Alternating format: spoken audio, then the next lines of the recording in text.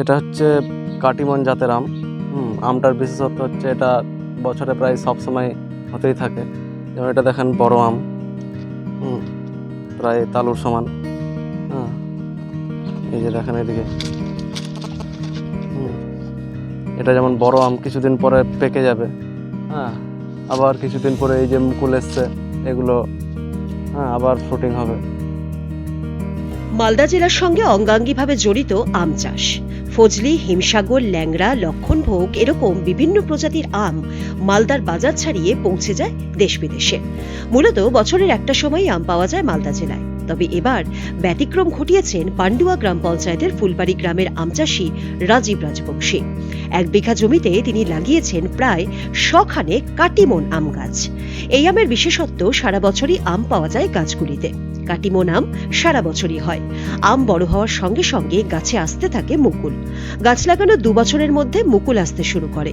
মুকুল ধরার পর আম পাকতে সময় লাগে প্রায় 3.5 মাস। আমের সাইজও বেশ বড় মাপের। একটু বড় সাইজের 3টি আম 1 কেজি হয়ে যায়। এই প্রজাতির আম গাছের পরিচর্যা করতে বছরে 2 বার দিতে হয় গোবর সার। বৃষ্টির সময় ছত্রাকনাশক এবং রোগ অনুযায়ী কীটনাশক স্প্রে করা প্রয়োজন হয়। তবে নতুন পাতা আসার সময় কীটনাশক একটু বেশি দরকার হয়। আমের স্বাদ অনেকটা আম্রপালি আমের মতো, সুগন্ধ লক্ষণভোগ আমের মতো।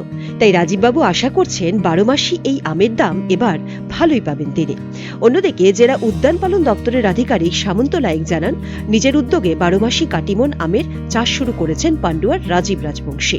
নিজের উদ্যোগে এই প্রজাতির আম চাষ শুরু করেছেন, খুব ভালো উদ্যোগ। আম চাষিরা অসময়ে এই প্রজাতির আমের দাম ভালো পাবেন। আর এই প্রজাতির আম চাষ করে তিনি অন্য আম চাষিদেরও স্বনির্ভরতার দিশা দেখাচ্ছেন। পরিচর্যা মানে যেমন সার দিতে হবে, বছরে 2-3 বার দিলে ভালো। আমের সাইজ ভালো হবে। আর প্রয়োজন অনুসারে আপনাকে স্প্রে করতে হবে।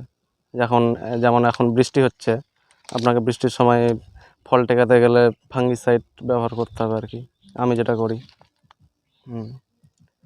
আর বিষের তেমন দরকার পড়ে না। বিষ হলো আপনার যখন কচি পাতা আসে তখন একটু পোকার উপদ্রব হয়, তখন দেওয়া লাগে আর কি। আমি যেটা অ্যাভারেজ পেয়েছি ওই 60 টাকা, 50-60 টাকা এরমই থাকে। আর কোনো ভালো ওকেশন হলে এই 80-90 চলে যায়। 100 বিক্রি করেছি সময় অনুসারে। বেশিরভাগ সময় আপনার ওই 60 টাকা ধরে রাখেন। এমনি সম্ভাবনা আছে এই আমের বাজার তৈরি করার একটা সম্ভাবনা আছে? হ্যাঁ, অবশ্যই অবশ্যই। বাইরে কোথাও যায়নি এখনো? না, আমি বাইরে পাঠাইনি, ওইভাবে আমার ফলন নেওয়া হয়নি, তবে পরিকল্পনা আছে ভবিষ্যতে।